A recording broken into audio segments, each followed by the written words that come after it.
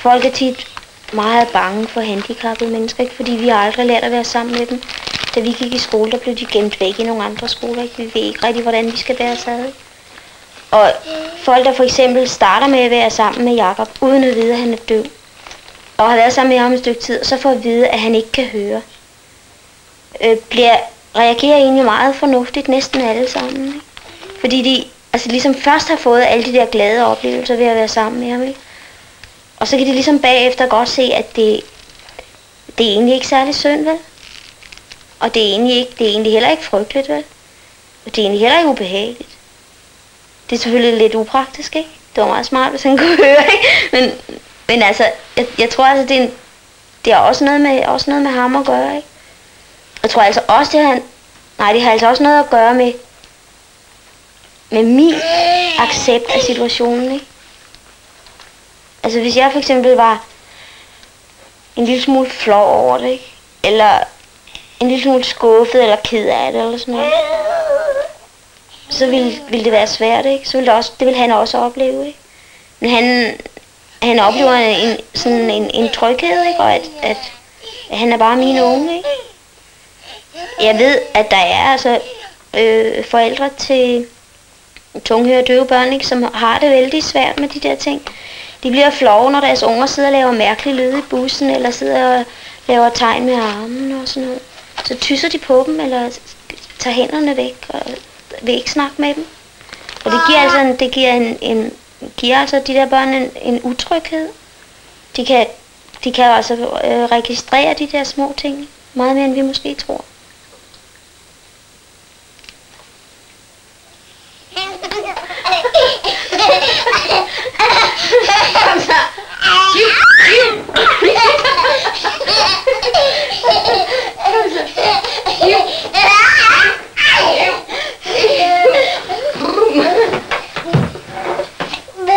Vil du have en tur?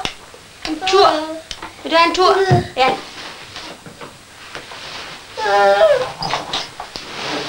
Hvad er det med? Ja, han skal ligge her. Vil du have en tur? En tur, ja.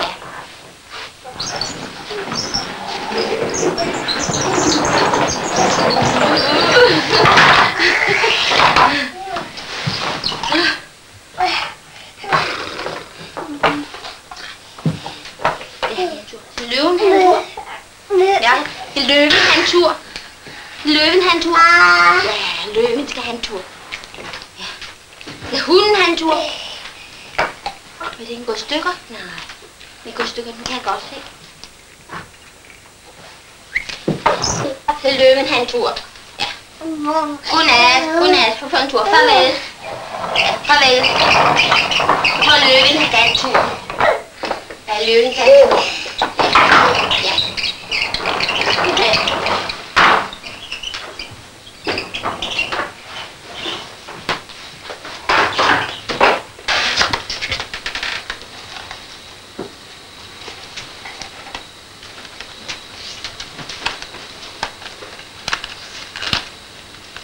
Rosiner. Rosiner. Nej. Mange. Må jeg få en?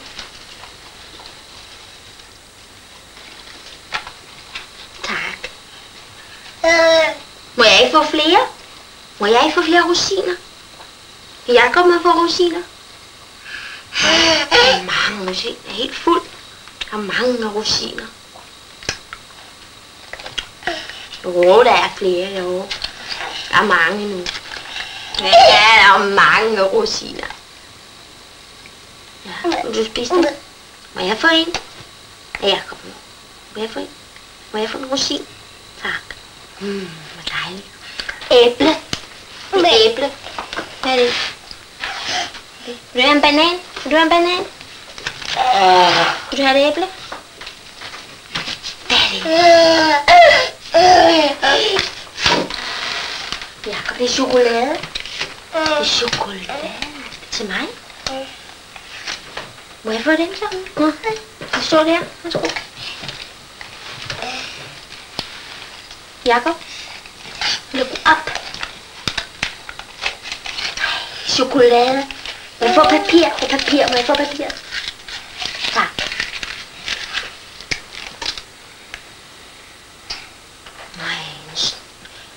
chokolade. Hvad får du? Hov. Den er dejlig, Jacob. Vil du have mælk? Vil du have mælk? Der er ikke noget. Skal du have mælk? Skal du have mælk?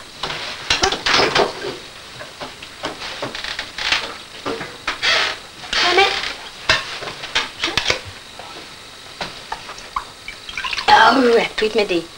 Se, her er mælk. Lad os spise chokoladen først.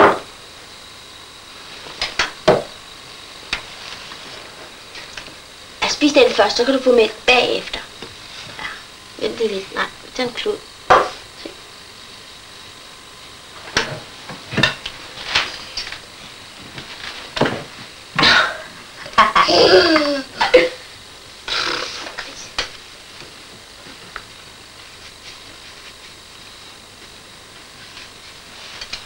Jamen Jacob, ja, du må lige vente lidt. Du må spise den først, så kan du få mælk. Jo. Pas på, Jacob, pas på.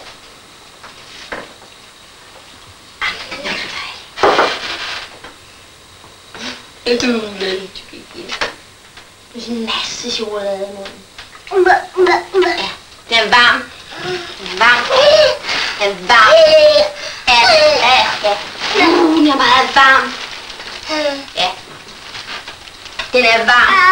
Den er varm, ja. Kaffe. Kaffe. Kaffe kan man drikke.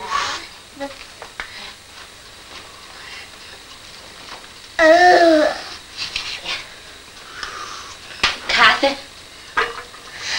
Kaffe. Kaffe. Kaffe. Ja, kaffe. Det er hernede i. Ja, det er dernede i. Det er varmt. Det er meget varmt. Det er varmt. Det er meget varmt. Ja, den er også varm. Ja, den er også varm. Ja, den er også varm. Den er skal ikke. Ja. Gå helt derovre.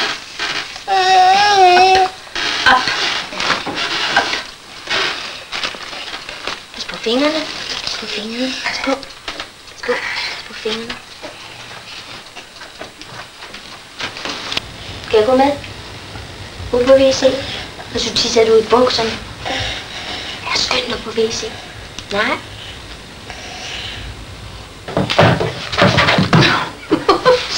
Ja. Kom. Så flyd jer op. Sæt dig ned. Sæt dig ned. Sæt dig ned, Jacob. Sæt dig ned. Skal du putte garnet op i? Ja, skal vi? Skal vi putte garnet op i?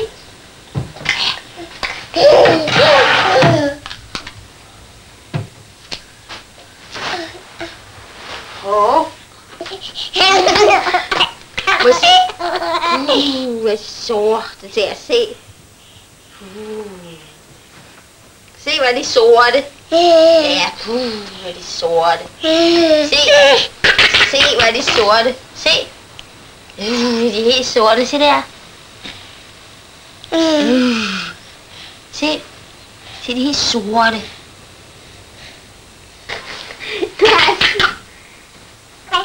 Au, Jacob, lad være. Au. Jacob, lad være.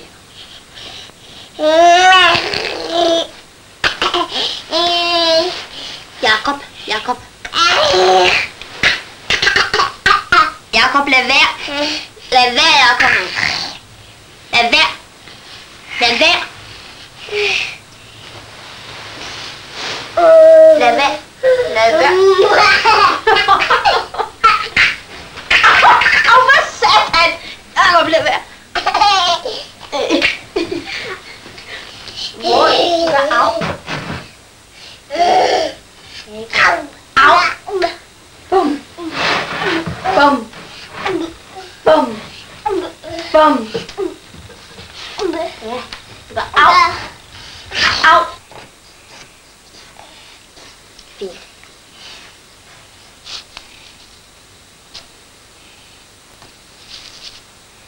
Jacob.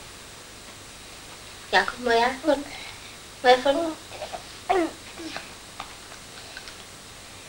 Hvad er det? Det er øjne. Det er øjne.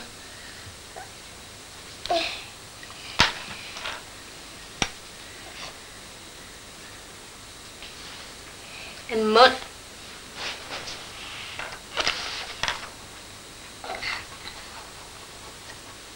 Det er hår. Hår. Det er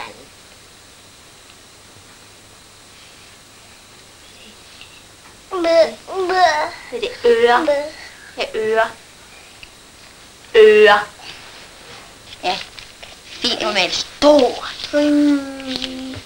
Ja, det er fint, når man er stor. Ja, den er stor. Ja, den er fint. Den er grøn. Du har mere maling? Nej. Så du har malet mere? Jo, du skal male rød. Ja. Nej, fint, den er rød. Ja. Ja, det var A. Ja, det var A. A, det var A. Det var A. Er det mave? Du maler øjne. Du vil ikke male øjne, nej. Ah, du maler øjne. Ja, det var øjne. Øjne. Du maler en mund. Du maler en mund, Jakob. Lille bitte. Lille bitte bitte. Lille bitte. Se. Lille bitte. Stor. Stor. Se. Lille bitte. Jakob skal have mere maling på. Det tror jeg har været afgørende betydning, ikke, at vi er væk fra hinanden sådan den halve dag eller sådan noget. Og han, altså det er jo ikke sådan, at han er afhængig af mig vel i den forstand. Altså han har det fantastisk dejligt mellem andre mennesker, ikke, og han er flindrende ligeglad med, om jeg kører ham et sted hen og vinker farvel, eller om der kommer nogen her, og jeg vinker farvel, og han så skal være her, ikke. Det betyder intet for ham, eller han kan sagtens undvære mig, ikke. Men det er nok rigtigt det der med, at de fleste møder ikke, de vil så blive derhjemme, ikke? Men jeg tror altså, at de fleste møder af dem, de burde altså i hvert fald så i mindst gå ind og spille bridge 2 timer hver dag et eller andet sted, hvis ikke de har lyst til at gå på arbejde, ikke? Fordi det er virkelig af afgørende betydning, ikke? At man ikke er sammen hele tiden. Bum! Se! Dejligt grønt. Kom, Jakob. Jeg vil lave bum. Ja, kom. Kom, Jakob. Ligesom han er meget opmærksom på mit ansigt, fordi han kan mundaflæse mig, se hvad jeg siger, så er han også opmærksom på vibrationer, ikke? Altså man kan kalde på ham ved at stampe i gulvet, ikke? Han kan mærke på, bare står en stol i nærheden af radioen for eksempel, så kan han mærke på stolen, at radioen er tændt. Men det har egentlig været meget skønt, ikke? Fordi det ligesom også har givet mig nogle oplevelser, som jeg altså slet ikke havde fået, hvis ikke Jakob havde haft det sådan der. Altså, ligesom om jeg kan nogle ting, ikke? Og jeg oplever nogle ting, som jeg slet ikke ville opleve, altså netop gennem ham, ikke? Ligesom om jeg selv får nogle af de der kraftige oplevelser, som han ligesom giver mig ved at være opmærksom på de ting. Det er egentlig meget, meget fantastisk. Dejligt. Det er rødt.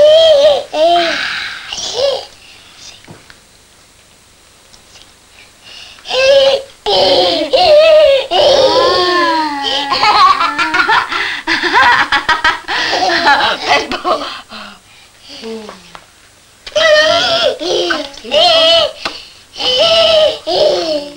Dejlig rød.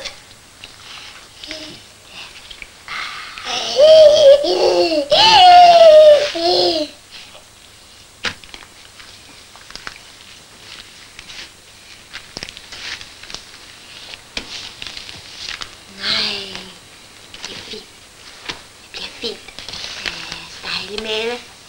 Er der mere maling? Maling? Ja, det er maling. Nej, jeg vil ikke have mere. Jakob skal male nu.